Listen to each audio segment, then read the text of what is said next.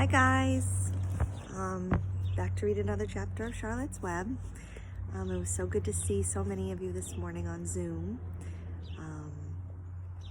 Sorry it's been a little while since I've read a chapter. I think actually I'm going to read 2 chapters right now. Yeah, so the next chapter is called Dr. Dorian.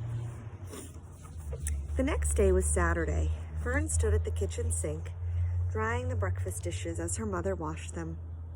Mrs. Arable worked silently. She hoped Fern would go out and play with the other children, instead of heading to the Zuckerman's barn to sit and watch animals. "Charlotte is the best storyteller I ever heard," said Fern, poking her dish towel into a cereal bowl. "Fern," said her mother sternly, "you must not invent things. You know spiders don't tell stories. Spiders can't talk." "Charlotte can. She doesn't talk very loud, but she talks." "What kind of story did she tell?" asked Mrs. Arable. "Well, she told us about a cousin of hers who caught a fish in her web. Don't you think that's fascinating?" "Fern, dear, how would a fish get in a spider's web?" said Mrs. Arable. "You know it couldn't happen. You're making this up." "Oh, it happened all right," replied Fern. "Charlotte never fibs. This cousin of hers built a web across a stream. One day she was hanging around on the web, and a tiny fish leaped into the air and got tangled in the web. The fish was caught by one fin, Mother. Its tail was wildly thrashing and shining in the sun. Can't you just see the web sagging dangerously under the weight of the fish? Charlotte's cousin kept slipping in, dodging out, and she was beaten mercilessly over the head by the wildly thrashing fish, dancing in, dancing out, throwing." "Fern," snapped her mother, "stop it. Stop inventing these wild tales." "I'm not inventing. I'm just telling you the facts." "Well, what finally happened?" asked her mother, whose curiosity began to get the better of her. "Charlotte's cousin won.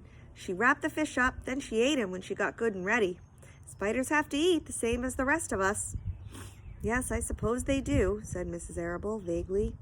"Charlotte has another cousin who is a balloonist. She stands on her head, lets out a lot of line, and is carried aloft on the wind. Mother, wouldn't you simply love to do that?" "Yes, I would, come to think of it. But Fern, darling, I wish you would play outdoors today, instead of going to Uncle Homer's barn. Find some playmates and do something nice outdoors. You're spending too much time in that barn. It isn't good for you to be alone so much." "Alone?" said Fern. "Alone? My best friends are in the barn cellar. It's a very sociable place." "Not at all lonely." Fern disappeared after a while, walking down the road toward the Zuckermans. Her mother dusted the sitting room. As she worked, she kept thinking about Fern. It didn't seem natural for a little girl to be so interested in animals. Finally, Mrs. Arable made up her mind she would pay a call on old Dr. Dorian and ask his advice. She got in the car and drove to his office in the village. Dr. Dorian had a thick beard. He was glad to see Mrs. Arable and gave her a comfortable chair. "It's about Fern. Fern spends entirely too much time in the Zuckerman's barn. It doesn't seem normal. She sits on a milk stool in a corner of the barn cellar near the pig pen and watches animals hour after hour. She just sits and listens." Dr. Dorian leaned back and closed his eyes. "How enchanting. It must be real nice and quiet down there. Homer has some sheep, hasn't he?" "Yes," said Mrs. Arable. But it all started with that pig we let Fern raise on a bottle. She calls him Wilbur. Homer bought the pig, and ever since it left our place, Fern has been going to her uncle's to be near it. I've been hearing things about that pig. They say it's quite a pig." "Have you heard about the words that appeared in the spider's web?" "Yes." "Well, do you understand it?" "Understand what?" "Do you understand how there could be any writing in a spider's web?" "Oh, no, I don't understand it. But for that matter, I don't understand how a spider learned to spin a web in the first place. When the words appeared, everyone said they were a miracle, but nobody pointed out that the web itself is a miracle." "What's miraculous about a spider's web?" said Mrs. Arable. "I don't see why you say a web is a miracle. It's just a web." "Ever try to spin one?" No, but I can crochet a doily and I can knit a sock." "Sure," said the doctor, "but somebody taught you, didn't they?" "My mother taught me." "Well, who taught a spider?" A young spider knows how to spin a web without any instructions from anybody. Don't you regard that as a miracle? I suppose so. I never looked at it that way before. Still, I don't understand how those words got into the web. I don't understand it, and I don't like what I can't understand. None of us do, said Dr. Dorian, sighing. I'm a doctor. Doctors are supposed to understand everything, but I don't understand everything, and I don't intend to let it worry me. Mrs. Arable fidgeted. Fern says the animals talk to each other. Dr. Dorian, do you believe animals talk? I never heard one say anything, but that proves nothing. It is quite possible that an animal has spoken to me and that I didn't catch the remark because I wasn't paying attention. Children pay better attention than grown-ups. If Fern says the animals in Zuckerman's barn talk, I'm quite ready to believe her. Perhaps if people talk less, animals would talk more. People are incessant talkers, I can give you my word on that. Well, I feel better about Fern. You don't think I need to worry about her? Does she look well? Oh, yes. Appetite good? Oh, yes, she's always hungry. Sleep well at night? Oh, yes. Then don't worry. Do you think she'll ever start thinking about something besides pigs and sheep and geese and spiders? How old is Fern? She's 8. Well, I think she will always love animals, but I doubt that she spends her entire life in Homer Zuckerman's barn cellar. How about boys? Does she know any boys? She knows Henry Fussy. Dr. Dorian closed his eyes and went into deep thought. Henry Fussy. Remarkable. Well, I don't think you have anything to worry about. Let Fern associate with her friends in the barn if she wants to. I would say offhand that spiders and pigs were fully as interesting as Henry Fussy. Yet I predict that the day will come when even Henry will drop some chance remark that catches Fern's attention. It's amazing how children change from year to year. How's Avery? He asked, opening his eyes wide. Oh, Avery. Avery's always fine. Of course, he gets into poison ivy and gets stung by wasps and bees and brings frogs and snakes home and breaks everything he lays his hands on. He's fine. Good, said the doctor. Mrs. Arable said goodbye and thanked Dr. Dorian very much for his advice. She felt greatly relieved. The next chapter that I'm going to read today is called The Crickets. The crickets sang in the grasses. They sang the song of summer's ending, a sad song. Summer is over and gone, they sang, over and gone, over and gone. The crickets felt it was their duty to warn everybody that summertime cannot last forever.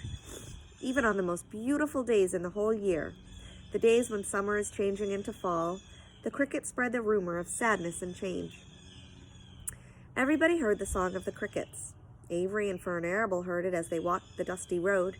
They knew that school would soon begin again. The young geese heard it and knew that they would never be little goslings again. Charlotte heard it and knew that she hadn't much time left. Mrs. Zuckerman, at work in the kitchen, heard the crickets, and a sadness came over her too. Another summer gone, she sighed. Lurvy, at work building a crate for Wilbur, heard the song and knew it was time to dig potatoes. Summer is over and gone. The sheep heard the crickets, and they felt so uneasy they broke a hole in the pasture fence and wandered up into the field across the road. The gander discovered the hole and led his family through, and they walked to the orchard and ate the apples that were lying on the ground. A little maple tree in the swamp heard the cricket song and turned bright red with anxiety. Wilbur was now the center of attraction on the farm. Good food and regular hours were showing results. Wilbur was a pig any man would be proud of. One day, more than 100 people came to stand at his yard and admire him. Charlotte had written the word radiant, and Wilbur really looked radiant as he stood in the golden sunlight. Ever since the spider had befriended him, he had done his best to live up to his reputation. When Charlotte's web said some pig, Wilbur had tried hard to look like some pig. When Charlotte's web said terrific, Wilbur had tried hard to look terrific. And now that the web was said radiant, he did everything possible to make himself glow. It is not easy to look radiant, but Wilbur threw himself into it with a will. He would turn his head slightly and blink his long eyelashes. Then he would breathe deeply, and when his audience grew bored, he would spring into the air and do a backflip with a half twist. At this, the crowd would yell and cheer. "How's that for a pig?" Mr. Zuckerman would ask, well pleased with himself. "That pig is radiant." Some of Wilbur's friends in the barn worried for fear all this attention would go to his head and make him stuck up. But it never did. Wilbur was modest. Fame did not spoil him. That means he didn't brag. He still worried some about the future, as he could hardly believe that a mere spider would be able to save his life. Sometimes at night he would have a bad dream. He would dream that men were coming to get him. But that was only a dream. In the daytime, Wilbur usually felt happy and confident. No pig ever had truer friends, and he realized that friendship is one of the most satisfying things in the world. Even the song of the crickets did not make Wilbur too sad. He knew it was almost time for the county fair, and he was looking forward to the trip. If he could distinguish himself at the fair, and maybe win some prize money, he was sure Zuckerman would let him live. Charlotte had worries of her own, but she kept quiet about them. One morning, Wilbur asked her about the fair. "You're going with me, aren't you, Charlotte?" "Well, I don't know," replied Charlotte. "The fair comes at a bad time for me. I shall find it inconvenient to leave home, even for a few days." "Why?" asked Wilbur. "Oh, I just don't feel like leaving my web. Too much going on around here." "Please come with me," begged Wilbur. "I need you, Charlotte. I can't stand going to the fair without you. You've just got to come." "No," said Charlotte. "I believe I'd better stay home and see if I can't get some work done." "What kind of work?" asked Wilbur. "Egg laying. It's time I made an egg sack and filled it with eggs." "I didn't know you could lay eggs," said Wilbur in amazement. "Oh, sure," said the spider. "I'm versatile." "What does versatile mean? Full of eggs?" asked Wilbur. "Certainly not," said Charlotte. "Versatile means I can turn with ease from one thing to another. It means I don't have to limit my activities to spinning and trapping, and stunts like that." "Why don't you come with me to the fairgrounds and lay your eggs there? It would be wonderful fun." Charlotte gave her web a twitch and moodily watched it sway. "I'm afraid not. You don't know the first thing about egg laying, Wilbur.